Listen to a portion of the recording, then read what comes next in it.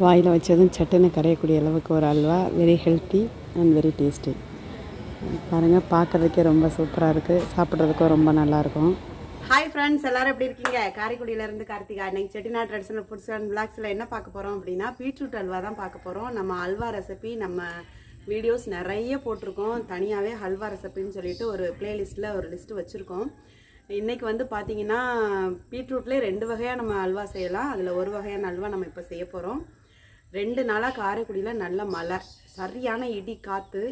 இன்றைக்கும் அதே மாதிரி வந்துச்சு. மழை பெய்யுமோ, கரண்ட் போயிடுமோ, வீடியோ எடுக்கலாமா வேண்டாமான்னு ரொம்ப யோசனையாக இருந்துச்சு.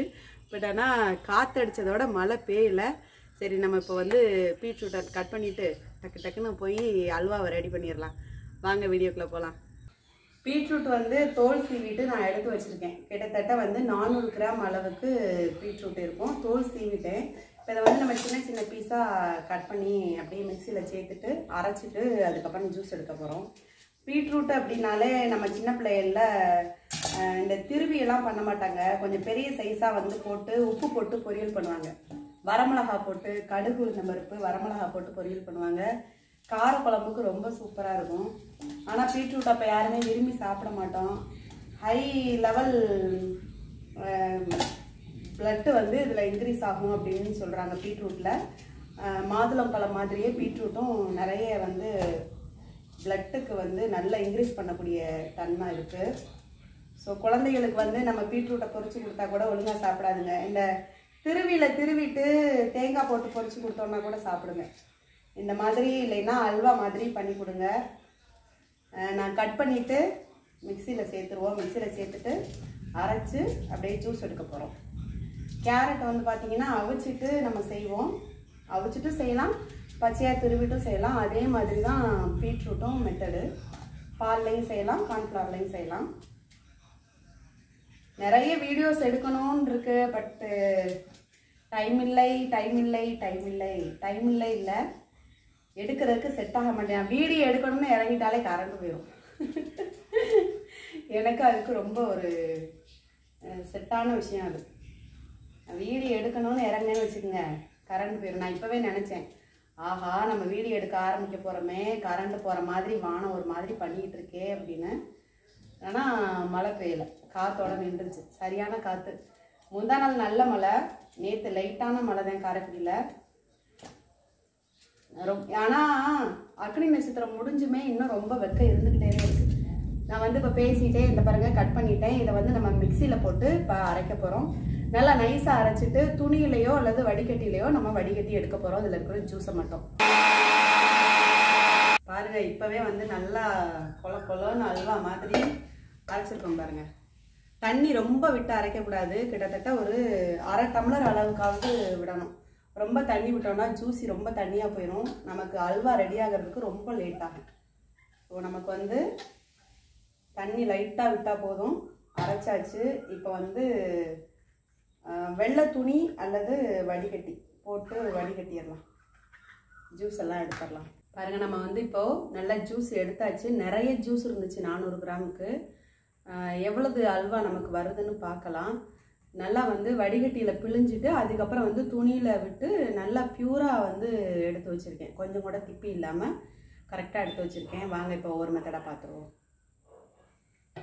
இப்போ பாத்திரம் வச்சாச்சு. நம்ம வந்து ஜூஸை வந்து மெஷர்மெண்ட் வச்சு ஊற்றணும். அப்படின்னா சர்க்கரையெல்லாம் நம்ம சேர்க்கறதுக்கு சரியாக இருக்கும். ஸோ நம்ம வந்து இப்போ ஏதோ ஒரு அளவு, உங்களுக்கு என்ன அளவில் எடுக்க முடியுமோ ஒரு கப்பில் அளவு எடுத்துக்கோங்க. இந்த கப்பில் ஃபஸ்ட்டு ஒரு கப்பு ஊற்றிக்கலாம். அடுத்து ஒரு கப்புக்கு கொஞ்சம் கம்மியாக இருக்குது. கிட்டத்தட்ட 1.25 கப் அளவு நமக்கு இருக்குது. பார்த்தீங்கன்னா ஜூஸ் வந்து நல்லா கொதிக்க ஆரம்பிச்சிருச்சு. ஒரு 2 நிமிஷம் அந்த பச்சை வாடை போகிற வரைக்கும் நல்லா அப்படியே கொதிக்கட்டும். ஒரு 2 நிமிஷம் ஆயிடுச்சு. நான் வந்து ஒரு 50 கிராம் அளவுக்கு கார்ன்ஃப்ளவர் மாவு வந்து கரைச்சி வச்சுருக்கேன். அதை இதில் சேர்த்துட்டு கலரி கொடுத்துடலாம். கட்டி இல்லாமல் கலரி கொடுத்துருங்க.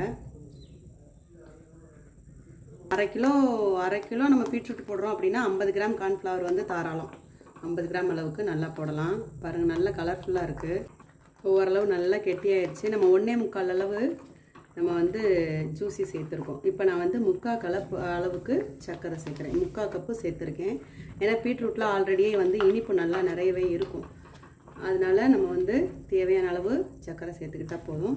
இதில் வெல்லம் நீங்கள் ஆட் பண்ணிக்கலாம், அல்லது நாட்டு சர்க்கரை ஆட் பண்ணிக்கலாம். உங்களுக்கு எது தேவையோ எது விருப்பமோ அதை ஆட் பண்ணிக்கலாம். நான் சர்க்கரை ஆட் பண்ணியிருக்கேன். நல்லா கிளறி கொடுத்துருவோம். இப்போ நமக்கு திரண்டு வர்ற அளவு வந்துடும். நம்ம பாத்திரத்தில் விட்டாமல் திரண்டு வரும். இப்போ முந்திரி பருப்பை வந்து நெய் போட்டு வறுத்து எடுத்துடலாம்.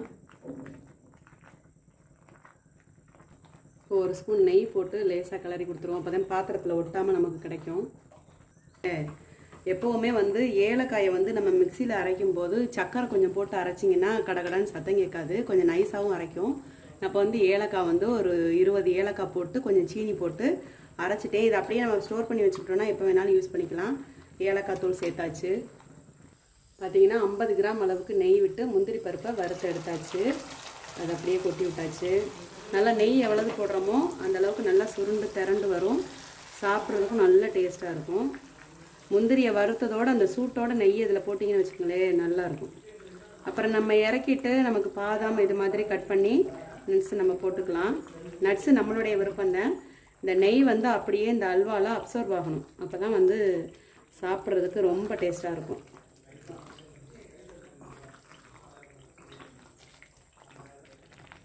அல்வாவை அப்படியே கிட்டத்தில் பார்க்குறதுக்கே ஆசையாக இருக்குது பாருங்கள். நெய்யோடு அப்படியே முந்திரி பருப்பை வறுத்து கொட்டி அப்படி பார்க்குறதுக்கு சலன்னு இருக்குது.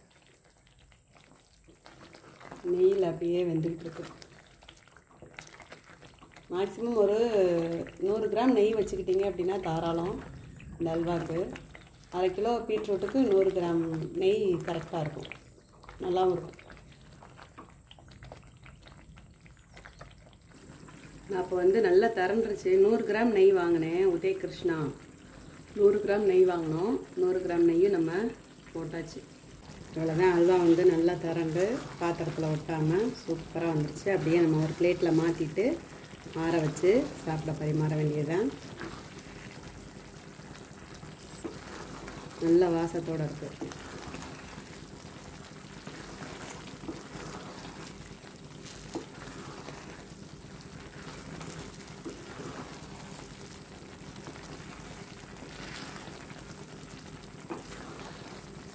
அப்படியே பிளேட்டில் ட்ரான்ஸ்ஃபர் பண்ணிடுவோம். ரொம்ப ஹெல்த்தியான ரொம்ப டேஸ்டான பீட்ரூட் அல்வா ரெடி ஆயிடுச்சு. இது போல் நீங்களும் ட்ரை பண்ணிவிட்டு எனக்கு கமெண்ட் பண்ணுங்கள், லைக் பண்ணுங்கள், சப்ஸ்கிரைப் பண்ணுங்கள், வீடியோவை ஷேர் பண்ணுங்கள். தேங்க்யூ.